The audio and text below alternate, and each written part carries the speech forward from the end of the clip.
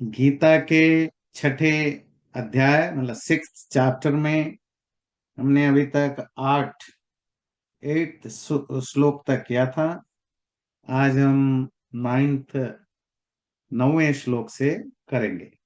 सुहृन्मित्रार्युदासीन मध्यस्थ द्वेष्य बंधुषु साधुष्वपि च पापेषु समबुद्धिर्विशिष्यते। जो सन्यासी या योगी आत्मज्ञानी है तो वो कौन सी स्टेज है जिसे पता चले कि वो अचीव कर चुका है।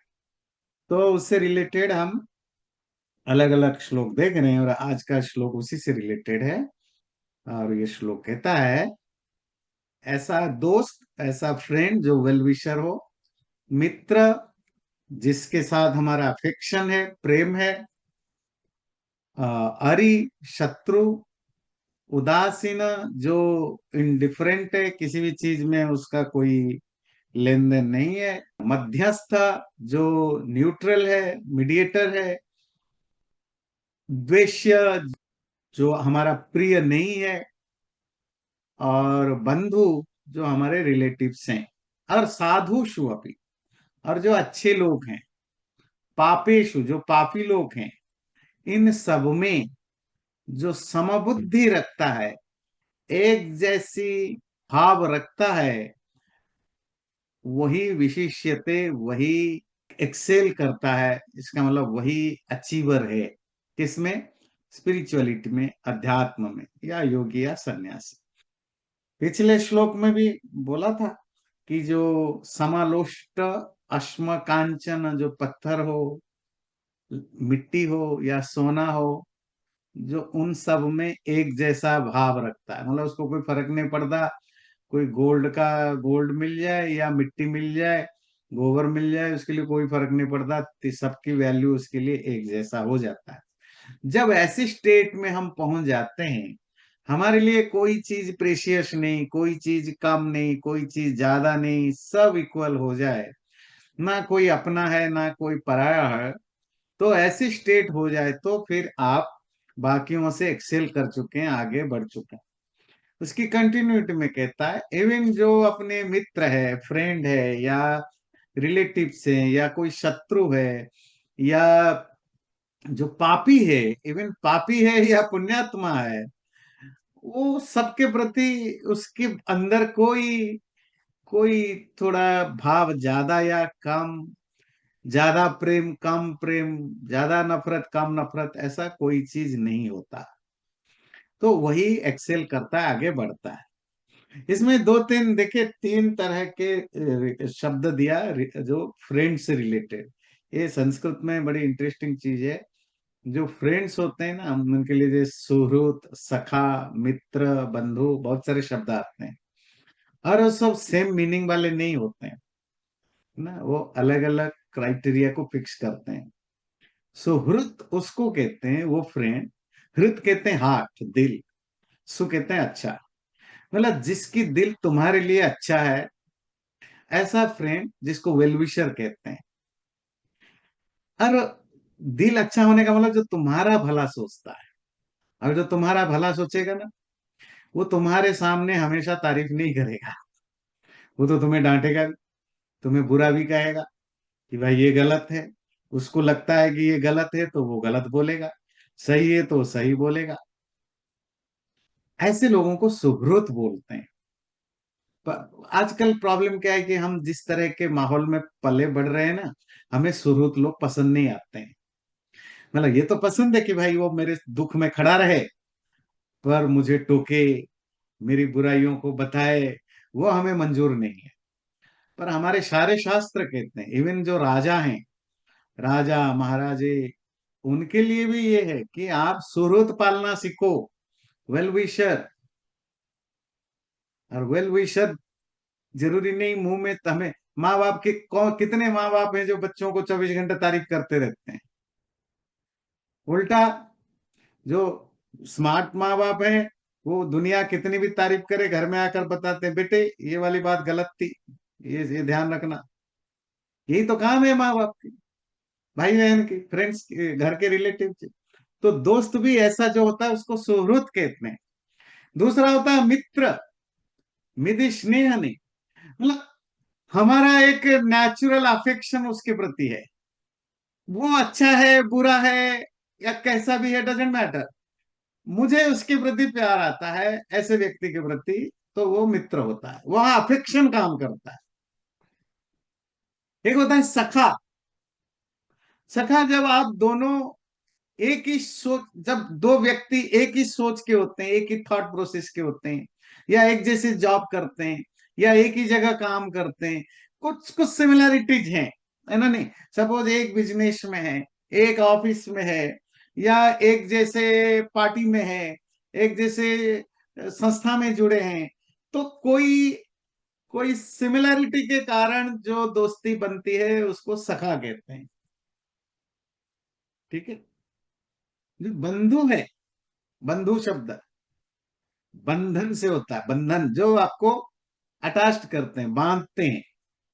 वहां आपकी कोई जरूरी नहीं कि आपका कोई इमोशनल कनेक्शन हो, या वो वेल विशर है, या आप उससे प्यार करते हो, नहीं। वो एक आप कनेक्टेड हो, बंधे हुए हो। वो कौन होते हैं? जो आपके रिलेटिव्स होते हैं, है ना? अब वो आप कहते हैं जो ब्लड रिलेशन।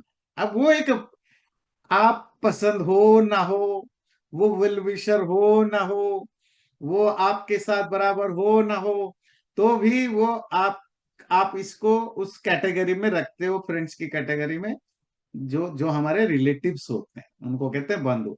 वहां बंधन के कारण है, मतलब आप जुड़े हुए हो किसी ना किसी एक धागा जहाँ कनेक्टेड है।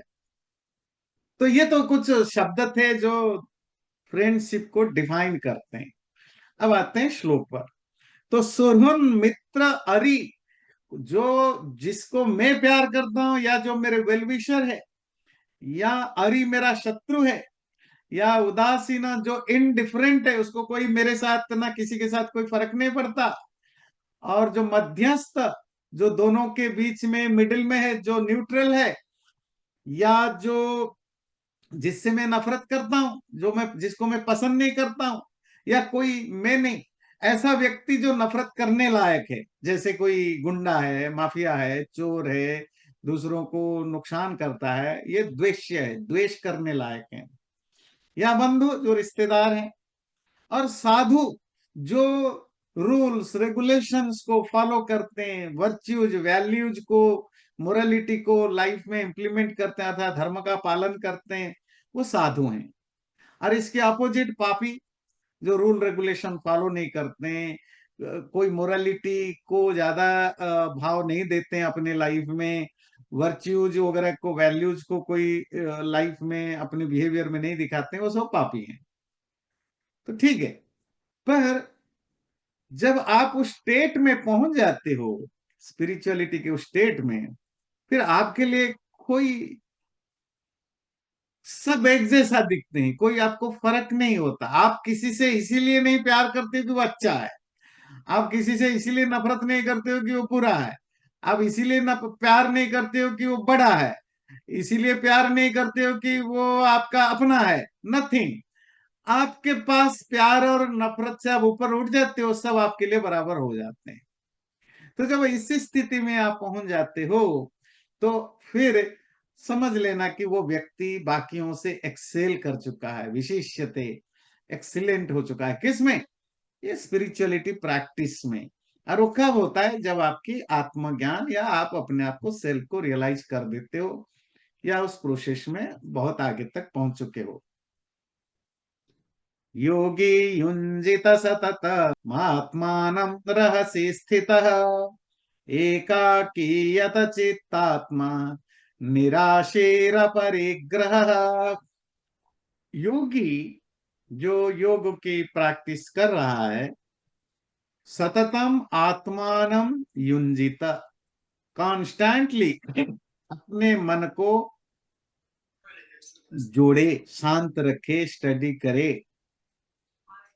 रहस्य स्थित, रहस्य अकेले में, सॉलिट्यूड में रहते हुए, एकाकी अकेले, विदाउट एनीवन, किसी दूसरे के बिना अकेले रहे, यत चित्तात्मा, अपनी मन इंद्रिया आदि को रेगुलेटेड कंट्रोल्ड किया हुआ, निराशी, सारी आशाओं को छोड़ा हुआ, अपरिग्रह, किसी तरह की कोई होर्डिंग ना करता हुआ। ये जो 10 श्लोक से, श्लोक नंबर 10 से लेकर के आगे 8-10 श्लोक तक, 8 या 10 श्लोक तक, ये ये टॉपिक है कैसे आप उपासना करें, कैसे आप मेडिटेशन करें। मेडिटेशन या उपासना या भक्ति ईश्वर को जानने की क्या, कैसे आप करें, तो उसकी प्रॉपर डिटेल में डिस्कशन। जिनको इंटरेस्ट है, आप पूछ आप पूछते रहते हैं मैं क्या करूं कैसे करूं, तो आपको पूरी जानकारी यहां मिलेगी। शुरू होती है इस 10वें श्लोक से। वो कहता है सततम, कॉन्स्टेंटली, रेगुलरली, मतलब बिना कोई ब्रेक इंटरप्शन, अपने आप को युंजित, अपने आप को जोड़े, किसमें, उस मेडिटेटिव स्टेट में अपने आप माइंड को रखें, मतलब सिंगल पॉइंटेड बने। फिर रहस्य स्थिता, अब ये बड़ी रहस्य, अकेले में, सॉलिट्यूड में, पब्लिक में नहीं। जहां जो पब्लिक में जहां भी कोई मेडिटेशन या कोई जो भी संध्या या कुछ होता है, वो तो एक तरह के पब्लिक ट्रेनिंग के लिए या प्रैक्टिस के लिए, उसका आपको कोई फायदा नहीं मिलेगा। वो तो, हाँ, जिनको कुछ पता नहीं है या जो, तो उनको एक तरह की मोटिवेशन बने, ट्रेनिंग मिले उसके लिए। आपको तब जो भी फायदा होगा जब आप अकेले में करते हैं, आप खुद करते हैं, और खुद करें। रूल क्या है, अकेले में करो, रहस्य, जहां कोई ना हो। दिखा के करने का कोई सेंस नहीं, वो एग्जिबिटरी होता है। उससे आपको कोई एक्सटर्नल फायदा हो ना हो, इंटरनली तो जीरो फायदा है। तो ये बहुत बड़ा कंडीशन ध्यान रखना है। रहस्य अकेले में हो, सॉलिट्यूड में, पहली कंडीशन। दूसरी कंडीशन, एकाकी हो, अकेले करना है। इवन आप अपने घर में भी है, तो आप अपना जो भी एक रूम आप चूज करते हैं या जो भी चूज करते हैं, दरवाजा बंद करिए, बैठिए, वहां कोई ना हो। हर घर वालों को बता दीजिए कि भाई आधा घंटा, 1 घंटा, 10 मिनट, 15 मिनट कोई डिस्टर्ब ना करे, आप अकेले हो।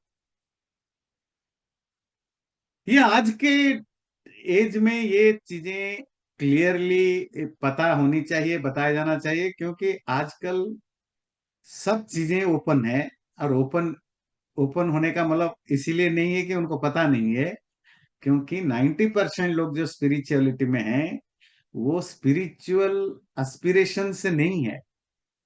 उनकी इच्छा कोई ब्रह्म ज्ञान, आत्मज्ञान पाने की नहीं है, वो एक्सटर्नल फायदे के लिए है। लोग मुझे जाने कि मैं कितना बड़ा साधु हूँ, धार्मिक हूँ, लोगों का अप्रिसिएशन मुझे मिले, लोग मुझे वाहवाही करे, मैं दूसरों से अलग दिखूं, दूसरों से बेटर दिखूं। एक चीज। दूसरी कि फिर पार्ट ऑफ बिजनेस बन जाता है। फिर जब आप साधु सन्यासी टाइप के बन जाते हैं, फिर आप बिजनेस करने लग जाते हैं स्पिरिचुअलिटी की। तो पर देखिए, ये तो मेरी स्टेटमेंट नहीं है, है ना। क्या कहता है, रहस्य, सीक्रेट में। सीक्रेट का मतलब नहीं कि आप कोई पर्दा डाल के, मतलब है कि जहां कोई ना हो, सॉलिट्यूड, है ना। और एकाकी, अकेला, आपके साथ कोई ना हो। जब भी आप मेडिटेशन करें, जब भी आप भगवान की प्रार्थना करें, तो जैसे आप कहेंगे जी, बहुत सारे फैमिली में, बहुत सारे तो कहाँ रह गया है, कुछ फैमिली में ये ट्रेडिशन है, फैमिली बैठ के प्रार्थना करती है, प्रेयर करती है। बहुत सारे ही गलत शब्द है, अब कितने रह गए तो ढूंढना पड़ेगा कि कोई घर में भी प्रेयर करे और फैमिली के साथ। It's a good tradition.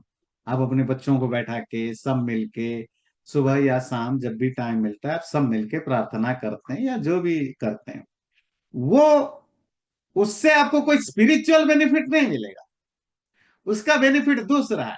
उसका बेनिफिट है कि आप अपने घर में एटमॉस्फियर बनाते हैं। आपके जो नेक्स्ट जनरेशन है, बच्चे वगैरह है, उनको आप ट्रेन कर रहे हैं, उनके दिमाग में आप उनको आप हैबिचुअल बना रहे हैं कि वो इस तरह के चीजों को करे। उसका बेनिफिट दूसरा है। पर आपको, पर आप अगर चाहते हैं कि रियली मुझे मुझे भगवान से प्रार्थना करना है या भगवान से मुझे भक्ति करना है, then you have to do separately again, privately. आपको जब भी मन करे कि मुझे ईश्वर भक्ति करनी है, it should B purely private. और आपको पता है इंडिया में तो वो है नहीं। वेस्टर्न सोसाइटी में प्राइवेसी बिगेस्ट थिंग है ना।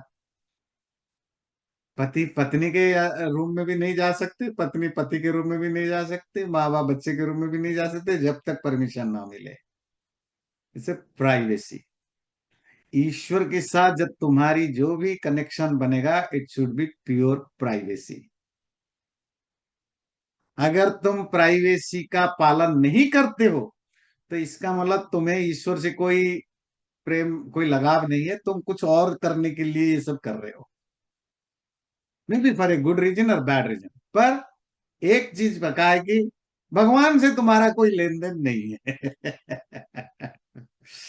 जब भी तुम्हें भगवान से लेन देन होगा, इट शुड बी दरवाजा बंद, अकेले में होगा। तुम संध्या करो, उपासना करो, भक्ति करो, मेडिटेशन करो, कुछ भी करो, it should be your own private individual thing.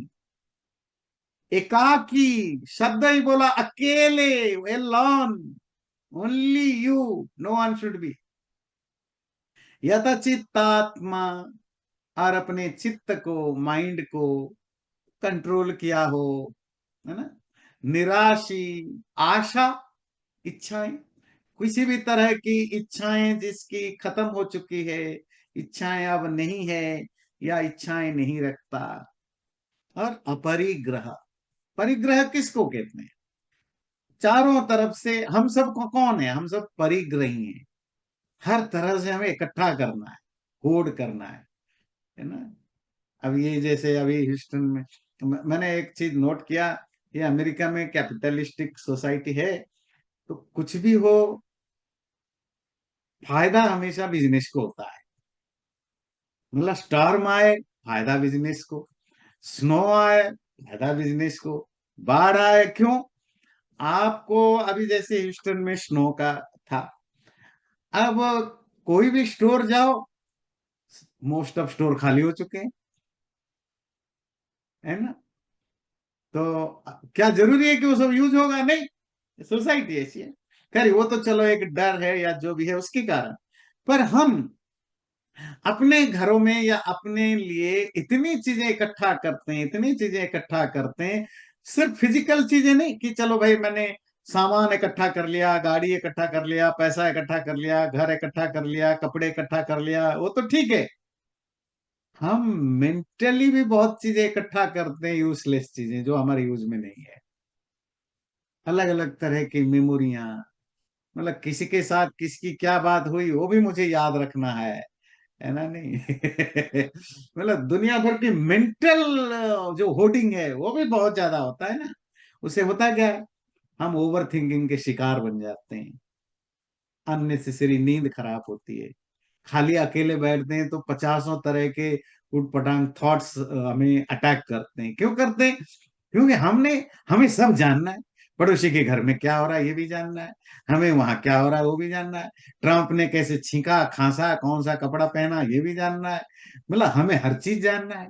ये भी एक तरह के परिग्रह है, थॉट परिग्रह। फिर होता क्या है, जब आप अकेले बैठते हैं, इतने सारे दिमाग में थॉट भर रखा है, और वो अननेसेसरी आपके किसी काम के नहीं है, फिर वो फिर पॉपअप करते हैं। तो इसीलिए स्पिरिचुअल मार्ग में जाने वाले व्यक्ति के लिए क्या एडवाइस होता है? अपरिग्रही बनो। मिनिमम होड़, होड़ तो करना नहीं है, होड़ नहीं करना। जितनी नीड है उतना लाओ। वो सामान हो, या विचार थॉट हो, या इंफॉर्मेशन हो, उतना लो जितनी जरूरत है। बाकी तुम्हें बस ओवरवेल्म्ड होंगे। जैसे तुम्हारे, आपको पता है ये यूएसए में तो आपको पता है बहुत बड़ी बीमारी है ना। तो वो बहुत सारे लोगों को वो एडिक्शन हो जाता है। उनके बड़े बड़े घर, घर में कोई नहीं है, एक एक आदमी या एक या दो लोग हैं, और बाथरूम तक जाने को रास्ता नहीं है। बेडरूम भर चुका है, बाथरूम भर चुका है, स्टोर भर चुका है, गराज भर चुका है, डाइनिंग हॉल भर चुका है। किसमें? स्टोर गए, जो मिला उठाया, ला करके डंप कर दिया।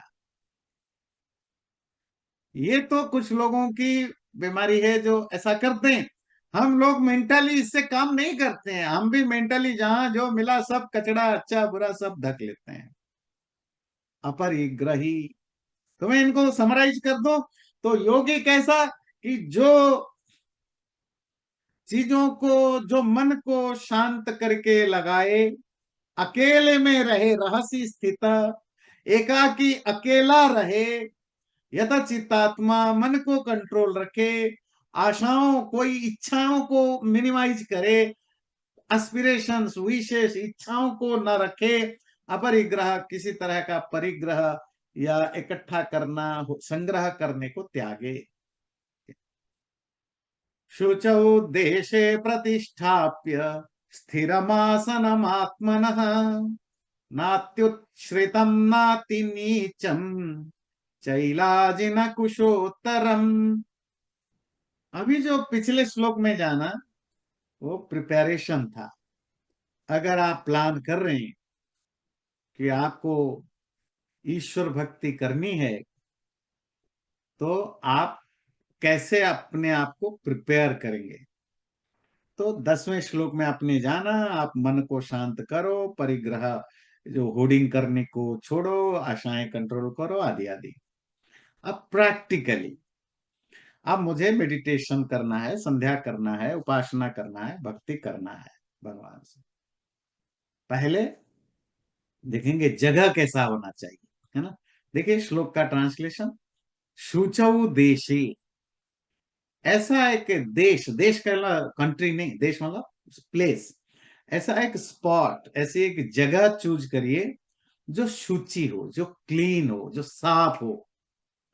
प्रतिष्ठाप्य, वहीं पर अपने आप को एस्टैब्लिश करिए, वहीं पर बैठिए। स्थिरम आसनम आत्मनः, ऐसा एक आसन या पोस्चर लीजिए, फिजिकल पोस्चर, बॉडी पोस्चर, जिसमें आप लंबे देर तक स्थिर हो सकते हैं, मतलब फार्म हो सकते हैं, आप हिलने डुलने की जरूरत ना पड़े। और वो कैसा हो? न अति उच्छ्रम उच्छ्रितम, वो जगह बहुत ऊंचा ना हो, न अति नीचम, वो जगह बहुत नीचे ना हो। चैला जिना कुशोत्तरम, और उसमें पहले कुश कहते हैं घास, घास डालिए। उसके ऊपर आजीना, ये जो आ, आ, आ, मृग चर्म ना, स्किन जो होते हैं एनिमल्स की स्किन वगैरह डालिए। फिर चैला, उसके ऊपर कपड़ा डालिए, फिर आप बैठिए। चलिए, इनको ठीक से समझते हैं। अब आपको जगह चूज करना है, मैं कहाँ करूं। कहीं भी कर सकते हैं, पर कंडीशन है, it should be clean place, clean.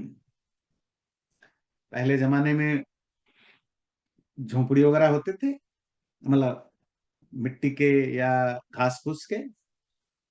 तो क्या करते थे लोग कि रोज गोबर से लेपना, है ना, गोबर और मिट्टी से। तो आपको पता होगा आज भी भारत में जो, जिनके पक्का घर नहीं है, वो अपने घर को क्लीन कैसे करते हैं? रोज सुबह गोबर पानी से उसको लिपते हैं। वो एंटी बैक्टीरिया, एंटी वायरस की उसमें वो रहता है। एक तो क्लीन भी होता है और घर को स्वस्थ रखता है। और ये आज नहीं, हजारों हजारों सालों से ये ट्रेडिशन है गोबर से क्लीन रखने की। तो आज भी आप मोस्ट ऑफ ट्राइबल एरिया में आप जाएं, वो किसी भी मिडिल क्लास घर से ज्यादा क्लीन घर आपको मिलेगा आदिवासियों के घर। मिट्टी के होंगे या झोपड़ी के होंगे, पर आप जब जाएंगे, क्यों? वो रोज गोबर से लिपते हैं, और उसमें बीच बीच में हफ्ते में एक आधा बार जो भी, वो उसमें जो जिसको कहते हैं अल्पना, अर्थात वो जो क्या कहते हैं उसको, मैं भूल रहा हूँ। हम्म, रंगोली। रंगोली, रंगोली, रंगोली टाइप का। वो रंगोली किससे बनाते हैं? चावल की पानी या आटे की पानी से बनाते हैं, जहां जो चलता है, चावल की पानी से आटे की पानी से सफेद होता है, तो वो बनाते हैं। और जो मैंने देखा साउथ में अभी भी, अब तो पक्के घर बन गए, तो क्या करते हैं माताएं या जो घर के, तो वो धोते हैं, रोज सुबह घर धोते हैं, धोते हैं, साफ करते हैं, फिर वो रंगोली वगैरह डालते हैं। ये वो ट्रेडिशन है क्लीनिनेस की। और शहरों में ये आदत नहीं रही है रोज साफ करने की, क्लीन करने की, है ना नहीं? और वो शुचि देश, तो आपका जो जगह आप चुने वो पूरी तरह क्लीन होना चाहिए, साफ होना चाहिए। नंबर टू, जगह की कंडीशन खत्म, तो आप कहां करेंगे डजेंट मैटर, आप घर के अंदर करें, बाहर करें, जंगल में करें, पहाड़ में करें, समुद्र में करें, धरती में करें, घर के अंदर शहर में करें, गांव में करें, कोई रूल नहीं है कि आप कहां करेंगे। बस एक रूल है जगह के बारे में, it should be clean, neat and clean. शुचौ देशे, शुचि देश, देश कहते हैं जगह। तो फिर क्या करेंगे? और वो जगह बहुत उबड़ खाब, ऊंचा ना हो, जो नॉर्मल जो एरिया है उससे ज्यादा ऊंचा ना हो, कि जमीन से नीचे ना हो, कि जमीन से ऊपर ज्यादा ना हो, मतलब हो भी तो बहुत ज्यादा ना हो। इसका रीजन हो सकता है साइंटिफिक रीजन हो भाई, ऑक्सीजन वगैरह की कम बहुत, मेरे ख्याल से, मैं नहीं जानता, मैं जस्ट तुक्का लगा रहा हूँ क्यों ये शब्द दिया ऊंचा और नीचा। हो सकता है आप में से कोई इस पर ज्यादा बता सकते हैं कि बहुत ऊंचा जमीन से ना हो, कि बहुत नीचा भी जमीन से ना हो। फिर आगे आता है चैल आजिन कुश उत्तरम। जिस जमीन पर आप बैठे, आपका घर हो बाहर, वो आजकल ये चीजें अब रहा नहीं, क्योंकि ये प्राचीन काल में ये सिस्टम था। तो क्या करते थे? मिट्टी के घर होते थे, है ना, या जमीन पर। तो ठंड है, गर्मी है, तो पहले क्या करते थे, घास बिछाया जाता था, कुश की घास, है ना, कुशोत्तरम। फिर उसके ऊपर वो हिरण की जो स्किन होता है, आजीना उसको बोलते हैं। वो हिरण की छाल क्या होता है, वो मुलायम होता है, सॉफ्ट होता है। जैसे आजकल आप लोगों को सोफा यूज करते हो, काउच होता है, या दूसरे तरह की मैट्रेस होते हैं, योगा मैट बन गया, है ना, क्यों? थोड़ी सी आपको सॉफ्टनेस मिले। तो वो जो मृगचर्म है, तो वो उसके लिए यूज होता है कि ज्यादा हार्ड ना हो। हार्ड ना होना क्यों जरूरी है? क्योंकि आप बहुत देर तक बैठ नहीं सकते हैं, आपको पेन होगा पैरों में या कहीं भी, हो सकता है आपको पेन हो। और दूसरा, चैला, उसके ऊपर कपड़ा बिछा सकते हैं। ये तीनों में से कोई एक कर सकते हैं। या तो आप घास बिछा के उस पर कर सकते हैं, या वो मृगछाल, जो डियर स्किन होता है वो, या कपड़े बिछा के। और अगर हो आपके पास तो तीनों, तीनों होने से ज्यादा प्रोटेक्शन रहता है, क्योंकि खाली घास में भी आपको चुभेगा, ध्यान दीजिए। और खाली कपड़े में भी कपड़ा वो नहीं, स्ट्रांग नहीं रहेगा। इसलिए हो सकता है आपके मन में ये क्वेश्चन हो कि भाई स्पिरिचुअल काम करने जा रहे हैं और छाल यूज कर रहे हैं, स्किन, एनिमल स्किन। हाँ, मतलब एनिमल स्किन का अर्थ ये नहीं है कि आप उसके लिए एनिमल्स को मारते हैं।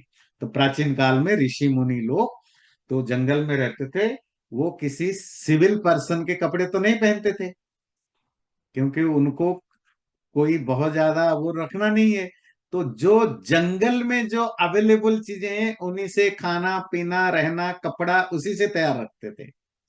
तो इजी कपड़ा क्या होता था, कि कपड़े भी वो उसी से पहन लेते थे, जो जंगल की जो पेड़ों की जो छाल होता है, उस स्किन, या जो जानवर वगैरह मर जाते हैं उनकी जो स्किन होती है। और वो बैठने के भी काम आता है, तो इसीलिए तो वो जानवरों की स्किन यूज हमेशा से रहा है हमारे यहाँ। और वो मेडिटेशन वगैरह के लिए अच्छा माना गया है, क्योंकि शायद उसकी जो सॉफ्टनेस है उसके कारण, है ना। तो ये बैठने की जगह के बारे में बात हुई। अगला चलते हैं। तत्रैकाग्रं मनः कृत्वा यत चित्तेन्द्रिय क्रियः उपविश्यासने युञ्ज्यात् योगमात्म विशुद्धये। और वो जो आपने अपना जगह तैयार किया, साफ किया, अकेला है, सॉलिट्यूड है, कोई उसमें ना आए, प्राइवेट है, फिर उसने अपने, हाँ अच्छा, ये आप पूछेंगे कि भाई आजकल तो ना आपके जिस तरह के घरों में हम रहते हैं या सिचुएशन है, वहाँ घास और कपड़े या हिरण की छाल कहाँ कैसे यूज करेंगे। वैसे तो हिरण की छाल वगैरह दुनिया में सब जगह बैन है, तो क्या करेंगे। नहीं, मतलब आप लकीर के फकीर नहीं बनेंगे, मतलब जो लिखा है उसकी वर्ड मीनिंग नहीं लेंगे, उसकी स्पिरिट समझेंगे। तो आजकल आप योगा मैट यूज करते हो, तो ठीक है, आप आपके पास योगा मैट है, मतलब कोई भी कपड़े है या आपकी रजाई है, जो भी चीजें आपको, बिल्कुल फ्लोर पर नहीं बैठना है, फ्लोर के ऊपर कुछ बिछा के बैठना है, क्योंकि आपको लंबे देर तक बैठना है। चल इवन आप आधा घंटा 1 घंटे के लिए 15-20 मिनट के लिए भी बैठते हैं, तो आपको कहीं से कोई पेन ना हो, चुभे नहीं, इसके लिए जो आपके पास अवेलेबल है वो आप यूज कर सकते हैं। पर one condition is definitely, it should be clean, neat and clean. सिर्फ जगह क्लीन होने से नहीं चलेगा, उसमें जो बिछाते हैं वो भी क्लीन होना चाहिए। ये क्लीनिनेस की बहुत जरूरी है, ध्यान रखना। जो अब हमारे शास्त्रों में क्लीनिनेस पर इतनी जरूरी है कि धर्म की डेफिनेशन में एक डेफिनेशन रख दिया, शौच, धीर विद्या, वो ना, धृति क्षमा दमो स्तेयम, शौच, इंद्रिय निग्रह, शौच। और हम उसी हिंदू धर्म से, हमारे रिलीजियस प्लेस, तीर्थ स्थान सबसे गंदे होते हैं। हमारे मंदिर, हमारे गंगा नदी, यमुना नदी, हमारे तीर्थ सबसे गंदे होते हैं। जबकि हमारे रिलीजियस टेक्स्ट बुक में क्लीनिनेस को बहुत ऊंचा स्थान दिया। अच्छा, ये तो मैंने धर्म का लक्षण, इवन मेरे ख्याल से यमन नियम में भी पतंजलि ने भी क्या आता है वो, व्यायाम, तपस्वाध्याय ईश्वर प्रणिधान, हाँ धन ठीक है, शौच। आपने बोल, हम्म। हाँ। तो मतलब पतंजलि योग लिखते हैं, योग के बारे में बताते हैं, उसमें भी क्लीनिनेस को रेफर करते हैं। महर्षि मनु धर्म को डिफाइन करते हैं, उसमें भी क्लीनिनेस आता है। महाभारत में ये ईश्वर भक्ति की चर्चा चल रही है, उसमें भी क्लीनिनेस की बात आती है। मतलब हमारे यहाँ कोई आचार्य, धर्माचार्य, ऋषि मुनि, ग्रंथ ऐसा नहीं है जिन्होंने क्लीनिनेस को क्लियरली नहीं बोला हो कि ये बहुत जरूरी है। पर कोई हिंदू साधु, सन्यासी, बाबा, आचार्य, मंदिर, कोई इसको फॉलो नहीं करता। और उसका परिणाम है, हम जिसको सबसे ज्यादा मानते हैं उसको सबसे ज्यादा गंदा करते हैं। तो जिन मंदिरों में सबसे ज्यादा भक्त जाते हैं वहां देखिए गंदगी ज्यादा। जिस नदियों में सबसे ज्यादा लोगों की भक्ति है वो नदी सबसे ज्यादा गंदी, वो है गंगा और यमुना। मतलब हिंदुओं की भक्ति बढ़ी नहीं, गंदगी की चांस बढ़ गए। अब नदी में भक्त, जिस नदियों में हिंदुओं की भक्ति नहीं है वो बेचारे ज्यादा साफ सुथरे लगते हैं। ये इसकी प्रॉब्लम का जड़ क्या है? जड़ है कि हमारे धर्माचार्य लोगों को सही एजुकेट नहीं कर रहे हैं, सही ज्ञान नहीं दे रहे हैं कि भाई तुम्हारा धर्म क्या जरूरी है, धर्म में क्या नहीं है। तो हम वो सब उटपटांग चीजें बताते हैं जो शास्त्रों में नहीं है, पर जो है वो नहीं सिखाते हैं। आम लोगों की क्या गलती है? आम लोग तो, हर कोई तो जाके वेद, उपनिषद, दर्शन, गीता, महाभारत नहीं पढ़ेगा ना। वो तो हमारा काम है, धर्माचार्यों का काम है कि वो लोगों को एजुकेट करे। तो फिर गंदगी फैलती है। तो चलिए और टॉपिक पर आते हैं। तो भगवान सूत्र कहता है, तत्र एकाग्रम मनः कृत्वा, वो जो आपने जगह चूज किया साफ सफाई वाला जगह, वहां आप बैठिए। जब आप उपासना करने जा रहे हैं, आपने घर में एक कोना चूज किया, एक रूम चूज किया, उसको क्लीन वगैरह किया, है ना। अब फिर आप जा करके अपना आसन वगैरह बिछाया, फिर आप बैठिए। मनः एकाग्रम कृत्वा, अपने माइंड को सिंगल पॉइंटेड बना के, अपने माइंड को बाकी सब चीजों से, डिस्ट्रैक्शन से हटा करके फोकस कराइए। फिर यत चित्त इंद्रिय क्रिया, इंद्रियों की जो क्रियाएं हैं, आपकी सेंसेस की जो एक्टिविटीज हैं, आंख कान नाक कान वगैरह, और माइंड की जो एक्टिविटीज है कि वो इंद्रियां तो जब आप चाहते हैं तब फंक्शन करते हैं, पर मन तो जब आप नहीं चाहते तभी फंक्शन करता है। पता है ना, माइंड की जो आपकी हाथ पैर नाक कान, आप चाहेंगे उठता है, नहीं चाहेंगे नहीं उठता है। और जैसे पिछले संडे को प्रवचन आप सुन रहे थे, द इम्पोर्टेंस ऑफ हैबिट, अगर वो हैबिट में हो जाए तो वो फिर रोबोट की तरह ऑटोमोशन में आपकी बॉडी फंक्शन करते हैं, आपको पता ना हो तो भी। पर मन की बीमारी तो दूसरी है। वो जो एक हिंदी फिल्म में कहीं एक वो डायलॉग है, मुझे वो किसका, जो मैं कहता हूं वो मैं करता हूं, जो मैं नहीं कहता हूं वो मैं जरूर करता हूं। वो पता नहीं किसी हिंदी फिल्म की डायलॉग है, जो कहता हूं वो मैं करता हूं, जो नहीं कहता हूं तो मैं डेफिनेटली करता। और माइंड की यही खेल है जी। माइंड को, माइंड जो चाहता है वो तो करता ही करता है, जो नहीं चाहते वो तो डेफिनेटली करता है मन। मतलब सपोज आपने कहा कि अच्छा मुझे अभी मेडिटेशन में बैठना है, भगवान पर फोकस करना है। जैसे ही आप बैठे भगवान पर फोकस किए, मन भगवान के अलावा बाकी सब जगह जाएगा। है ना। आपने कहा अच्छा मुझे अभी खाने पर फोकस करना है, आज अच्छा खाना बना है तो मैं खाने पर, जैसे ही आपने खाने पर फोकस करने के लिए सोचा, the moment you started to think to focus, आपकी माइंड उसके अलावा बाकी सब जगह चला गया। ध्यान रखिए, माइंड को जब भी आप ऑर्डर करेंगे कि नहीं ये मुझे फोकस करना है, माइंड उसके अलावा बाकी सब जगह फोकस करेगा। माइंड वो बिगड़ा हुआ बच्चा है, जिसको माँ बाप जो कहते हैं वो ठीक उसका उल्टा करता है, क्योंकि माइंड को पसंद नहीं है। क्या पसंद नहीं है? कंट्रोल कर, कंट्रोल होना।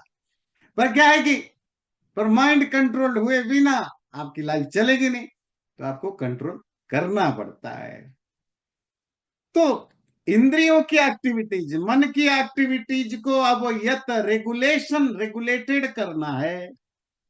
उपविश्य आसनी, वो जो आसन सीट चद्दर आपने बिछाया, जो भी बेडशीट बिछाया, जो भी आपके आपने कंफर्टेबल के लिए बैठा, उस पर बैठ के एक चीज और ध्यान दीजिए,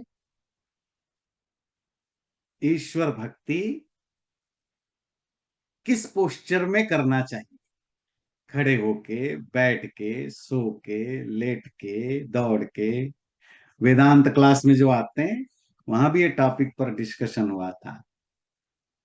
उन्होंने बोला, क्या बोला था? केवल और केवल बैठ के। क्यों? भाई मेरी मर्जी, मैं कैसे भी करूं? बोले हो ही नहीं सकता, आप लेट के करोगे 2 मिनट में नींद आ जाएगी, खड़े होकर करोगे 2 मिनट में थक जाओगे, पेन होने लगा, दौड़ के करोगे, चलते हुए करोगे, माइंड डिस्ट्रैक्टेड होगा। सब डिस्कशन हुआ है वेदांत में। फिर कंक्लूजन दिया, एक ही पोस्चर है जहां नींद भी नहीं आएगी, थकेंगे भी नहीं, डिस्ट्रैक्शन भी कम होगा, वो है सिटिंग पोस्चर। इसलिए जब भक्ति करो, प्रार्थना करो, उपासना करो, जो भी करो, मेडिटेशन करो, बैठ के करना।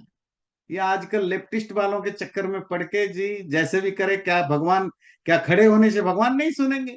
लेटने से भगवान हर चीज सुनने के लिए नहीं होते हैं, कुछ चीजें है ना, नहीं कुछ ये अपने लिए, ज्यादातर चीजें हम अपनी साइकोलॉजी के लिए को समझ के किया जाता है, सब भगवान से रिलेटेड नहीं होता है ना।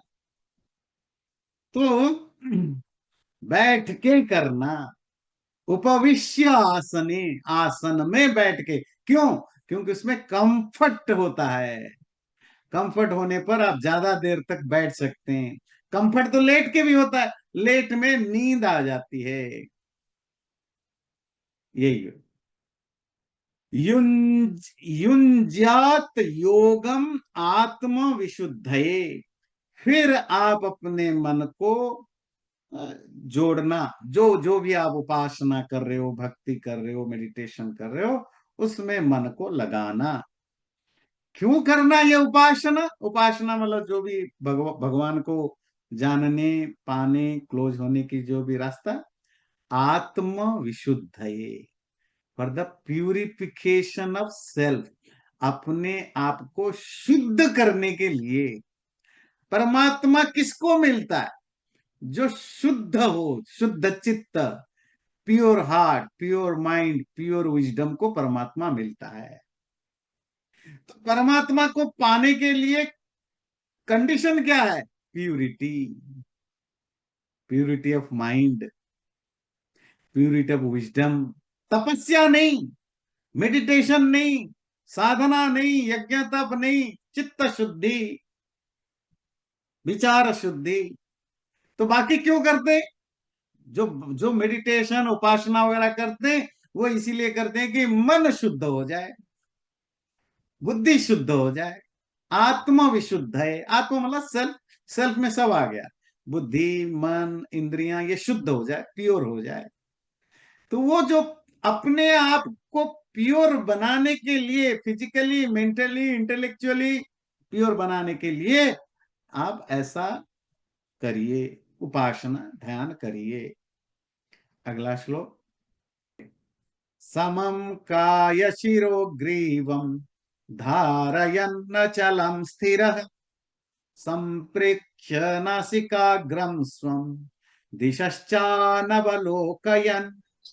अब आपने प्रिपरेशन कर लिया श्लोक नंबर 10 में, श्लोक नंबर 11 में जगह कैसा हो, ये सब आपने फाइनल कर दिया।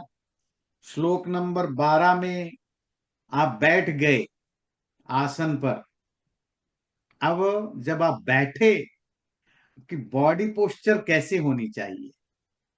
बॉडी पोस्चर, समम काय शिरो ग्रीवम। काय कहते हैं बॉडी, शिरा कहते हैं हेड, ग्रीवा कहते हैं नेक। आपकी सिर, गला और पूरी बॉडी, बॉडी मतलब कमर से ऊपर की, बाकी तो आपने नीचे बैठे हैं, तो शरीर, शीर और ग्रीवा ये समा हो, बिल्कुल स्ट्रेट हो। धारयन अचलम स्थिर, और वो अचल हो, स्टील हो, ज्यादा मूवमेंट उसमें ना हो। संप्रेक्ष नासिका ग्रम स्वम, अपने ही नाक के टिप को, अगले हिस्से को, टिप को संप्रेक्ष देखें।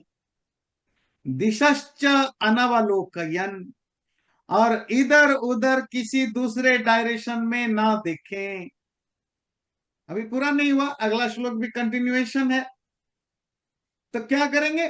जब आप जमीन पर बैठते हैं तो आपकी बॉडी बिल्कुल स्ट्रेट होनी चाहिए। और स्ट्रेट के लिए उन्हें डेफिनेशन दिया, बड़ा इंटरेस्टिंग चीजें अपने आप को नापने के लिए, कि आपकी शरीर, गर्दन और सर तीनों एक ही लाइन पर हो। ठीक है, इसको कहा समम काय शिरो ग्रीवम। और वो हिले नहीं। कहेंगे बड़ा मुश्किल काम है, हिले नहीं। इसीलिए पतंजलि जो लिखते हैं ना, यो आसन वगैरह प्रैक्टिस करना। आसन क्यों प्रैक्टिस करना जरूरी होता है? आप कहेंगे आसन से क्या होगा? योगासन से। मुझे तो मेडिटेशन करना है। योगासन से बॉडी फ्लेक्सिबल होगा, हेल्दी होगा। और जब आप वो पर्टिकुलर आसन में बैठते हैं, कोई भी है ना, जो भी आपको आसन सिखाए जाते हैं, तो उससे आपको एक पर्टिकुलर पोस्चर में देर तक बैठने की आदत, हैबिट बनेगी। फिर जब आप मेडिटेशन के लिए जाएंगे, वो जो आपने आसन से जो बॉडी को आपने स्ट्रांग बनाया, हेल्दी बनाया, फ्लेक्सिबल बनाया, और लंबे देर तक एक जगह बैठने की, वो हेल्प करेगा। तो इसीलिए आसन की बड़ी जरूरत है। प्राणायाम, वो प्राणायाम क्यों करते हैं वो हम बाद में डिस्कशन करेंगे। सांसों की जो एक्सरसाइज है, ये सबकी जरूरत है। आप ये नहीं कह सकते जी मैं तो गुरुजी आया था मुझे भगवान की प्राप्ति करने, और आपने क्या बोला, लेफ्ट राइट, खड़ा हो बैठो, है ना, मुर्गासन बनाओ, घोड़ासन बनाओ, ये सब क्या आपने कराना शुरू कर दिया।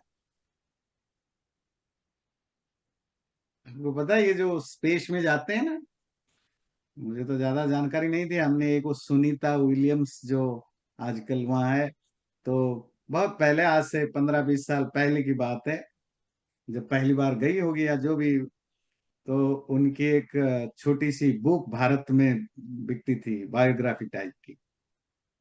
तो वो मैंने पढ़ा था, तब मुझे थोड़ी जानकारी मिली कि जो स्पेस में जाते हैं वो कैसे ट्रेनिंग होती है। अब ट्रेनिंग में उनको तैरना भी सीखना होता है, जिम में भी जाना होता है, बात समझ में आती है। तो उनको गेम भी खेलना होता है। मतलब आप कहेंगे जी भाई उसको स्पेस जाना है, वो तैरना क्यों सीखता है। अब ये जो खिलाड़ी होते हैं, क्रिकेट के हो, वॉलीबॉल को खिलाड़ी, आपको क्या लगता है वो केवल अपनी स्पोर्ट्स की प्रैक्टिस करते हैं? नहीं, ज्यादा समय उनको दौड़वाया जाए, उनका जो ट्रेनर है सबसे पहले उनको दौड़ाता है खूब। क्योंकि मुझे तो वॉलीबॉल खेलना है, मुझे तो क्रिकेट खेलना है, मुझे तो फुटबॉल खेलना है, मैं दौड़ूंगा क्यों। तो क्या होता है कि आपकी जिस चीज को आपको करना है उसमें आपको कम प्रैक्टिस करना है, ज्यादा प्रैक्टिस करना है बाकी चीजों में, जिससे आपकी फिजिकल, मेंटल, इंटेलेक्चुअल आप फिट रहें। तो जो हमारे यहाँ योग में आसन, प्राणायाम, यम, नियम आदि की व्यवस्था है, वो सब जरूरी है। नहीं तो तुम स्पेस तो छोड़ो, तुम धरती में भी ढंग से नहीं जी सकते हो, बीमार पड़ के रहोगे। तो इसीलिए, तो आपको, क्योंकि आपको लंबे देर तक एक पर्टिकुलर पोस्चर में बैठना है, तो आप बैठे, शरीर को सीधा रखा, अचल, शरीर हिलेगा नहीं, बिल्कुल स्टिल रहना चाहिए। कहेंगे उससे क्या फर्क पड़ता है अगर हिल गया। सारा खेल किसका है? माइंड को डिस्ट्रैक्शन से बचाना है। जितनी मिनिमम एक्टिविटीज आप में होगी, इंटरनल एंड एक्सटर्नल, और आपके आसपास होगी, उतना माइंड जल्दी कंट्रोल में आएगा, मतलब सिंगल पॉइंटेड होगा। जितनी हलचल, मूवमेंट्स आपकी बॉडी में, या बॉडी के अंदर, या बॉडी के आसपास एरिया में होगा, उतना आपका माइंड डिस्ट्रैक्टेड रहेगा। आपको अकेले क्यों बैठना है? कोई ऋषि मुनि आपको टर्चर थोड़े ही कराना चाहते थे। थोड़े ही उनका पर्पस है कि आपको अपने रिश्तेदारों से, फैमिली से अलग करना। जी ये क्या बात कह दी, मैं तो माँ हूं, मैं तो बापू हूँ, मेरे तो पति है, पत्नी है, आप कह रहे हो अकेले बैठो, ये तो आप तो आंटी फैमिली हो। मतलब ऋषियों को आप गाली देना शुरू कर देंगे, आंटी फैमिली हो, तो ऐसे कैसे। नहीं, बात ये नहीं है। बात है कि आपको, अगर आप, एक भी व्यक्ति आपके आसपास हो, तो इवन आप आंख बंद कर रखे हो, आपके अंदर कहीं ना कहीं थॉट आएगा, वो आदमी क्या कर रहा है, वो मेरे बारे में क्या सोच रहा है। है ना? नहीं। तो आप निश्चिंत, बिल्कुल थॉटलेस कब होंगे? जब आप अकेले, जब आपको बताइए यहाँ कोई नहीं है आया मिलना। अच्छा, वहां अगर बहुत सारे बुक्स वगैरह हो, बहुत सारे और चीजें हैं वो, तो भी डिस्ट्रैक्शन होगा। That should be nothing. बात समझ में आती है? फिर सपोज आप सीधे बैठते हो और आप हिलते डुलते हो, तो क्या आपका हाथ हिलता है या कुछ भी, आपका माइंड फिर से वहां जाएगा। आपके पैर हिल रहा है, मन हिल रहा है, नी में हो रहा है, जो भी जहां भी मूवमेंट होगा मन, क्योंकि मैंने आपको शुरू में क्या कहा, माइंड को जहां लगाना होता है वो उसको छोड़कर वो हर जगह जाता है। वो बस रास्ता ढूंढता है कि कहाँ कोई पत्ता हिले और मैं वहां जाऊं। ये माइंड की नेचर है। तो आपकी अंगुली हिली नहीं कि आपकी मेडिटेशन से मन हटके अंगुली में चला गया। समझ में आता है? इसीलिए मेडिटेशन के लिए ज्यादा जल्दी में मत रहिए, कुछ नहीं मिलने वाला। प्रिपरेशन करिए। प्रिपरेशन में 90%, 70% टाइम लगेगा, बाकी तो 30% में मेडिटेशन हो जाएगा। और हम तो आजकल क्योंकि मेडिटेशन का मार्केट है, तो सीधा घर से उठे और पहुंच गए विपासना सेंटर एक हफ्ते का, और पैसा दे दिया, $1000 $500 दे दिया जी, बैठ गए। शुरू में 1-2 दिन तकलीफ हुई, जो बोले कि ये है, फिर जी मन लग गया, फिर अच्छा फिर आ गए, बस खत्म। ठीक है, इससे थोड़ी देर के लिए आपका, क्योंकि आप दुनिया से कट जाते हैं तो आपको अच्छा फील होता है, गुड फीलिंग होती है, क्योंकि कोई टेंशन नहीं, कोई स्ट्रेस नहीं। पर वो हेल्थ वाइज तो मे बी एक एक टेम्पररी आपको हेल्थ वाइज कुछ अच्छा फील करा है, पर बाकी उसका कोई बेनिफिट नहीं है, सीरियस नहीं है ना। तो यू हैव टू प्लान। तो क्या कहा, तो मन को, शरीर को स्थिर करे, संप्रेक्ष नासिकाग्रम। अब आपको मेडिटेट करना है।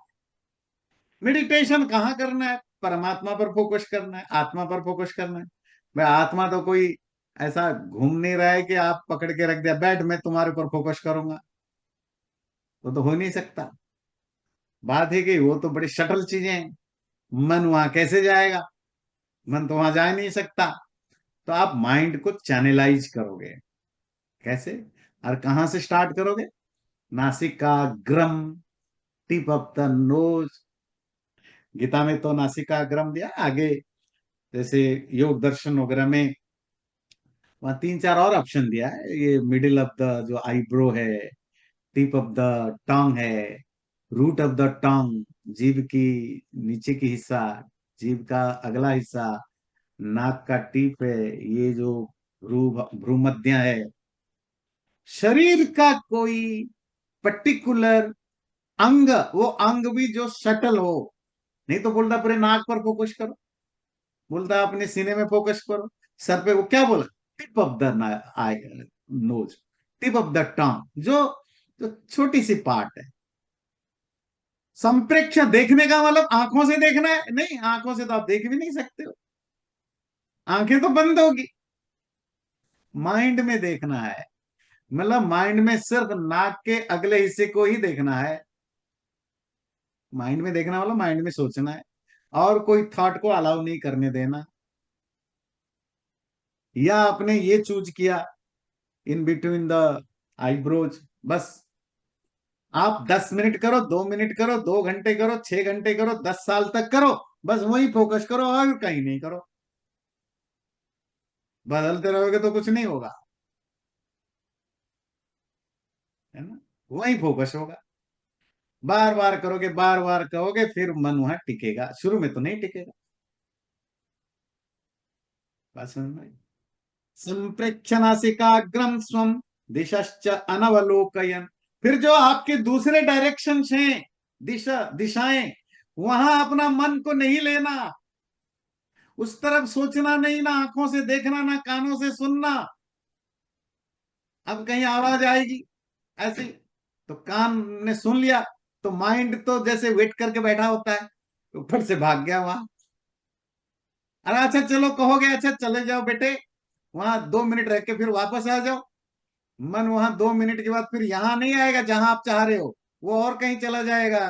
वो वाशिंगटन में वो याद आ जाएगा कि ट्रम्प की क्या हुआ, अच्छा वहां नहीं गया तो फिर इंडिया चला जाए, वो और कहीं जाएगा, पर जहां तुमने, जहां से हटा वहां दोबारा नहीं आएगा।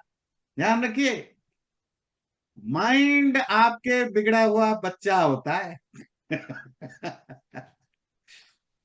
है ना?